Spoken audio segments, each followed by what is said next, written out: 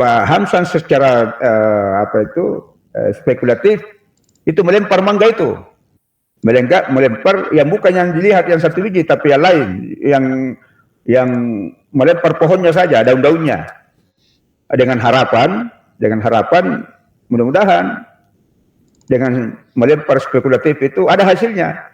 Maka dilempar itu daun-daunan yang tidak ada kelihatan buahnya. Setelah dilempar jatuh betul, kena, alhamdulillah. Ini spekulatif benar. Jadi ada kebenaran dari pemikiran spekulatif itu. Jadi ada kebenarannya spekulatif itu. Makanya filsafat itu berpikir spekulatif, mendalam, tetapi tidak diukur oleh kenyataan. Itu berbeda dengan ilmu. Nanti pembahasan berikutnya,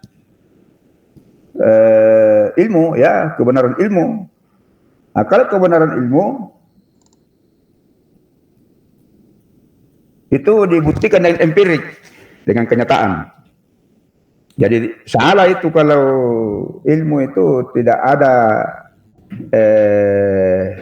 bukti-bukti empiriknya.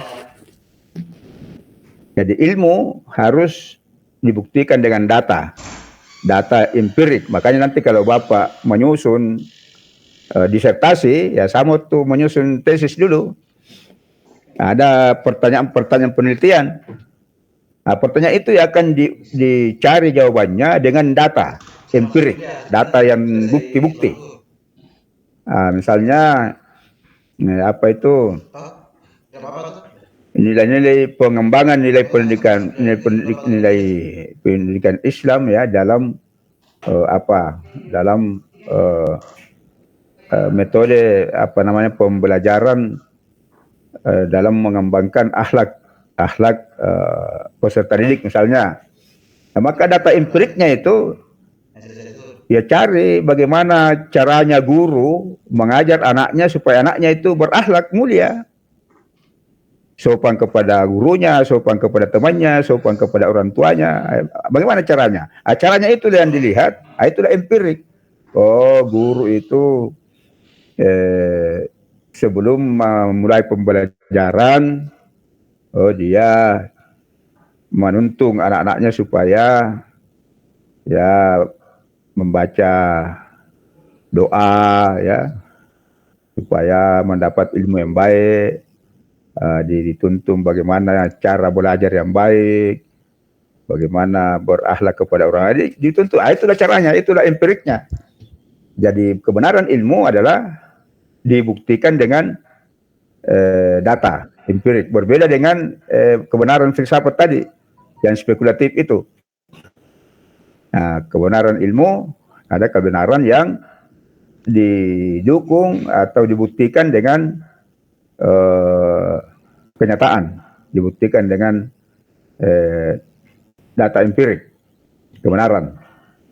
Nah, kemudian apa lagi setelah kebenaran ilmu adalah kebenaran agama. Kebenaran agama. Nah, kebenaran agama tentu berdasar pada wahyu Allah.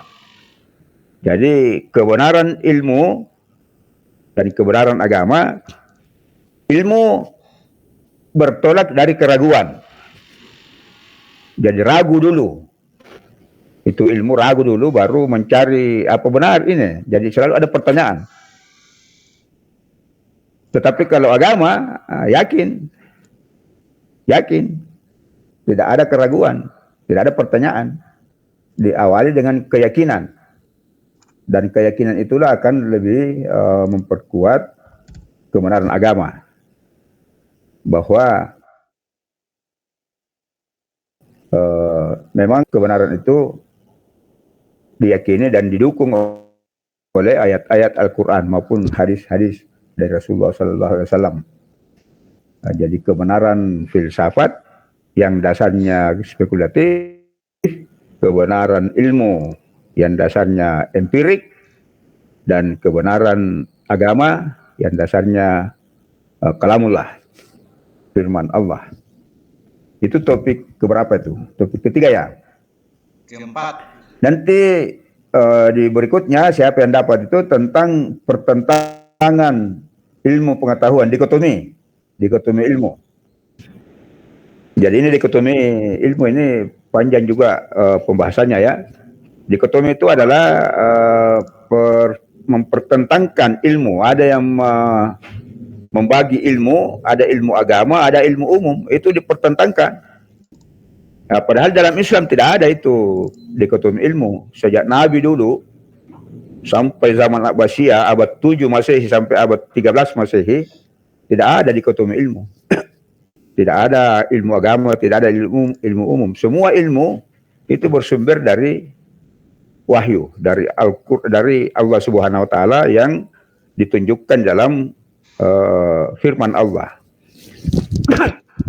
Ilmu apa saja, mau ilmu matematika, mau ilmu biologi, mau ilmu pertanian, mau ilmu peternakan, mau ilmu sosiologi, semua dari wahyu Allah.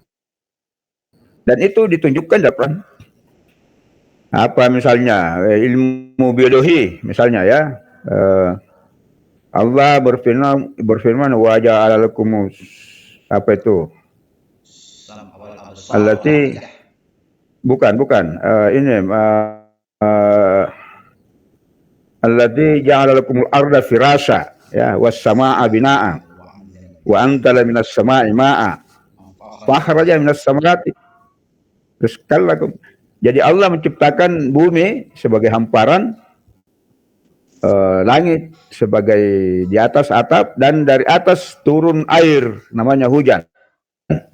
Unzila minas sama'i ma, diturunkan air dari as-sama. Setelah turun air hujan itu, maka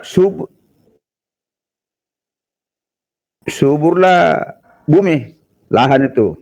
Dan setelah suburnya lahan, maka tumbuhlah tumbuh-tumbuhan. Dan makhluk lain juga. Nah, itu ilmu apa itu? Nah, itu ilmu pertanian. Jadi jangan dikatakan tidak ada kaitannya itu ilmu pertanian dengan agama. Nah, itu mendikotomikan ilmu. Padahal tidak ada dikotomi ilmu dalam Islam. Nah, yang mendikotomikan ilmu itu orang-orang Barat ya. Setelah mendapatkan ilmu pengetahuan di Baghdad zaman Abbasiyah dulu, karena dunia Islam ini pernah menjadi dunia superpower. Kemajuan peradaban dunia itu di dunia Islam. Di Baghdad di timur dan di Andalusia di barat, itu ilmu pengetahuan berkembang pesat dan orang-orang Eropa belajar di situ. Amerika belum ada, Amerika belum ditemukan. Islam sudah berkembang dan puncaknya pada abad 13, Amerika baru ditemukan abad ke-14. Bukan abad ke-15, nanti tahun 1400-an baru ditemukan Amerika ya, oleh siapa itu? Columbus dari Inggris ya. Baru ditemukan Amerika itu tahun 1400-an. Padahal dunia Islam sudah sangat maju dan orang-orang Eropa belajar di situ. Nah, setelah orang Eropa dapat ilmu, dia kembali ke negaranya, dia pertentangkan ilmu, dia buka ilmu, dia bagi ilmu itu. Ada ilmu agama, ada ilmu umum. Ilmu agama itu menurut mereka ya agama apa saja. Kalau agama Kristen ya Injil itu, bacalah Injil ya. Kalau ilmu Islam ya baca Al-Quran. Jadi ilmunya itu Islam agama itu ya tafsir, hadis, tasawuf, bahasa Arab itu je. Itu mempelajari wahai orang Islam, tafsir, hadis, tasawuf, fikih. Tidak usah belajar matematika, tidak usah belajar biologi. Nah, sehingga di situlah mulai runtuh peradaban Islam. Karena banyak ulama menerima itu bahwa jangan ikuti orang kafir, itu matematika itu, biologi itu ilmu kafir, jangan pelajari. Runtuhlah umat Islam, mundur semundur-mundurnya. Nanti abad ke-18 ya baru sadar umat Islam karena sudah sangat terpuruk ya, sudah sangat tidak maju. Di abad ke-18 itu Islam sangat mundur. Terjadi tahyul, bid'ah, khurafat, cak-cak bunyi, dia bilang matinya, bapakku mati besok. besok.